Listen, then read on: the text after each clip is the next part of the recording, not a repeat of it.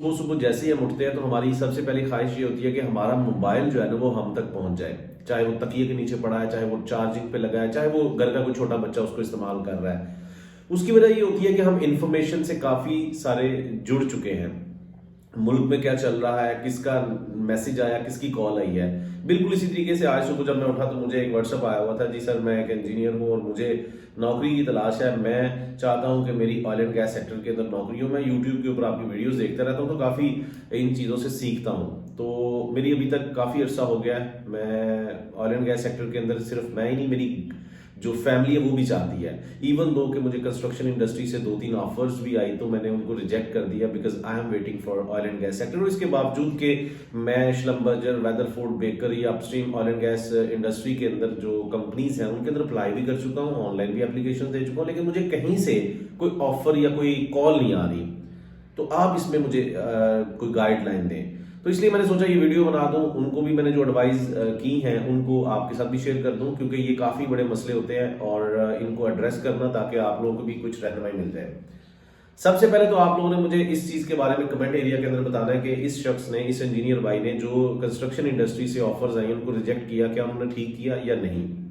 इस वीडियो को पूरा देखिएगा, एंड पे मैं आपको इस चीज के बारे में बताऊंगा कि उन्होंने ठीक किया या नहीं। तो देखें यहाँ पे मैं आपको बताता चलूं कि हर इंजीनियर की ख्वाहिश क्यों होती है ऑयल एंड गैस सेक्टर के अंदर नौकरी तलाश करने की, क्योंकि वहां पे ज्यादा पैसे मिलते हैं, डॉलर्स के अंदर सैलरी होती है और फिर फैसिलिटीज बहुत ज्यादा होती है, रोटेशनल जॉब्स होती हैं, यानी कि 2 महीने बाद 1 महीने की छुट्टी मिल जाती है।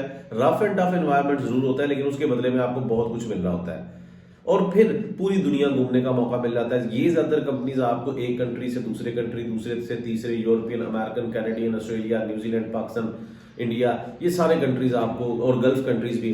तो अब आते हैं इस तरफ कि ये भाई किस तरह से अप्लाई, ये भाई अप्लाई कर रहे थे ऑनलाइन जॉब एप्लीकेशन से आपकी नौकरी हो जाती है, लेकिन उसके लिए आपको बहुत सारी चीजों का पता होना चाहिए। सबसे पहले आपको पता होना चाहिए ऑयल एंड गैस सेक्टर के अंदर ये जो कंपनीज हैं ये क्या करती हैं, ये साल में तकरीबन 2 दफा हायरिंग करते हैं। ये हर महीने हायरिंग करने नहीं बैठ जाते, ये साल में 2 दफा हायरिंग करते हैं इंजीनियर्स की। फरवरी मार्च के अंदर इनका एक रिक्रूटिंग क्वार्टर होता है और फिर अगस्त सितंबर के अंदर होता है, ठीक है।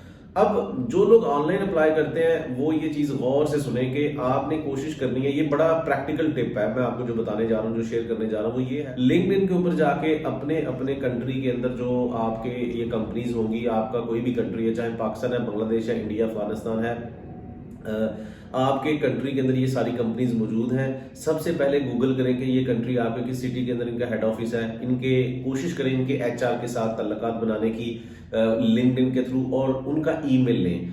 मैं आपको बड़े वसूख से ये बात बता रहा हूँ कि जब आपको पता चल जाएगा कि ये कब हायर करने जा रहे हैं, जिसके बारे में मैं आपको थोड़ा सा हिंट दे चुका हूँ, फरवरी मार्च पहला रिक्रूटिंग इनका क्वार्टर है और अगस्त सितंबर इनका दूसरा है। तो इन मंथ्स के अंदर आप जब आप ऑनलाइन अप्लाई करेंगे, ऑनलाइन एप्लीकेशन के साथ साथ इनके एचआर को ईमेल भी करें सीवी, उसकी 95% चांसेस आपके बढ़ जाते हैं, ये लोग आपको कॉल करते हैं। तो ये पहला तरीका मैंने उनको बताया, आप लोगों के साथ भी शेयर कर रहा हूं कि upstream oil and gas industries के अंदर रिक्रूटिंग जो टाइम आता है उस टाइम पे ऑनलाइन एप्लीकेशन का भी फायदा होता है।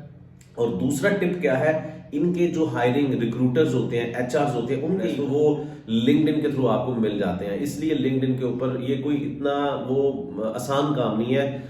देखें, अपने कैरियर को आउट ऑफ नो वे एक ऑयल एंड गैस इंडस्ट्री के अंदर देखना, उसको समझना कि यार मैं शुरू कर लूं, तो उसके लिए कुछ ना कुछ आपको स्ट्रगल करनी पड़ेगी। ये पहला टिप था। दूसरा टिप यह है भाई, अगर तो आप स्टूडेंट हो या फिर आप फ्रेश ग्रेजुएट हो तो ये चीज जहन में रखो कि आप इंटर्नशिप करो। इन कंपनीज के अंदर इंटर्नशिप करने वाले को ज्यादा चांसेस होते हैं हायर करने के, बिकॉज दीज कंपनीज बिलीव के भाई हम ऐसे बंदे को हायर कर लेते हैं जो ऑलरेडी हमारी कंपनी का कल्चर देख चुका है, एनवायरमेंट देख चुका है। तीसरा टिप ये है भाई, ये भाई बोल रहे थे कि मैं जो है ना ऑयल एंड गैस सेक्टर के अंदर शायद मेरी नौकरी तब हो जब मेरे पास एक्सपीरियंस। यहां पे मैं आपको एक चीज बताता चलूं भाई, ऐसा नहीं है। ऑयल एंड गैस इंडस्ट्रीज के बारे में, कल्चर के बारे में थोड़ा सा बताता चलूं, ये अपने बाकी जो सेक्टर्स होते हैं ना हमारे, जैसे टेक्सटाइल सेक्टर है, production, manufacturing, power plant, energy, इन सेक्टर से ऑयल एंड गैस अपस्ट्रीम बिल्कुल डिफरेंट है, ठीक है। वो किस तरह से ये प्रेफर करते हैं, फ्रेश इंजीनियर को हायर करते हैं और इस फ्रेश इंजीनियर को अपने स्कूल्स के अंदर, अपने ट्रेनिंग सेंटर्स के अंदर ये ट्रेनिंग दिलवाते हैं ताकि ये अपने मुताबिक, अपने कल्चर, अपने एनवायरनमेंट के मुताबिक सब कुछ उसको डिलीवर करे और फिर उसको अपने मुताबिक जो है ना वो डेवलप करे।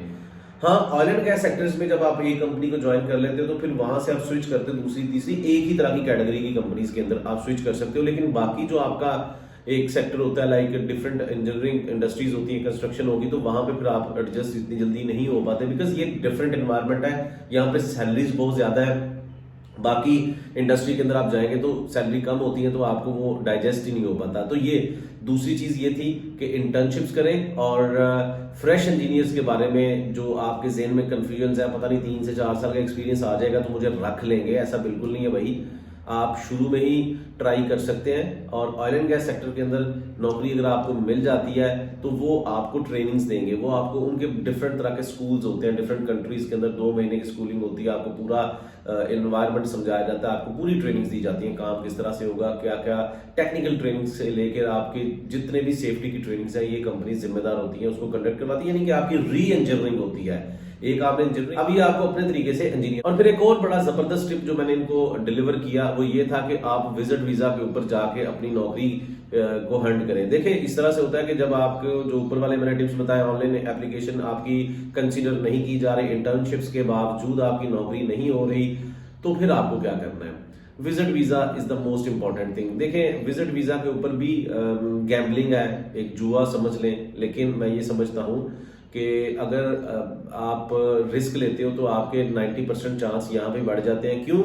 विजिट वीजा आपने लेना है दुबई, अबू धाबी जैसे जो स्टेट्स हैं, यूएई जैसा कंट्री है, कतर का ले लें, सऊदी अरेबिया का ले लें। उसका फायदा ये होता है कि इन कंट्रीज के अंदर ऑयल एंड गैस के बहुत बड़े बड़े रिजर्वायर्स हैं, इसलिए पूरी दुनिया से जो बड़ी बड़ी कंपनीज हैं वो ज्यादा यानी कि यहाँ पे फोकस करती हैं। पाकिस्तान इंडिया से बहुत सारे इंजीनियर्स हैं ही, पाकिस्तानी इंडियन इंजीनियर्स जो यहाँ पे सर्व कर रहे होते हैं, क्योंकि इन लोगों के जो लोकल इंजीनियर्स हैं सऊदी अरेबिया के वो तो वो इस लेवल पे नहीं होते, तो इसलिए हम लोगों के लिए अपॉर्चुनिटीज होती हैं। तो इसलिए विजिट वीजा भी बहुत बड़ी समझ लो एक गेम है जिसको आप प्रोडक्टिव तरीके से यूटिलाइज करके अपने लिए कैरियर जो अपॉर्चुनिटीज है वो फाइंड आउट कर सकते हो। मैं खुद 2011 में विजिट वीजा के ऊपर यूएई जा चुका हूं, वहां पे मैंने अपने लिए एक नौकरी तलाश की ऑयल एंड गैस सेक्टर के अंदर, and then I serve there for 7 years.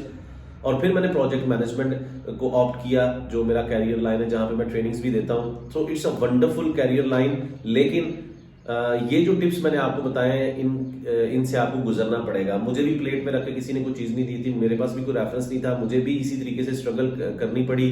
सबसे पहले ऑनलाइन एप्लीकेशन से मेरा भी जर्नी स्टार्ट हुआ था, वहां से होता हुआ इंटर्नशिप्स, क्योंकि मेरा तो टाइम गुजर चुका था, I was graduated at that time, तो फिर मैंने विजिट वीजा लिया।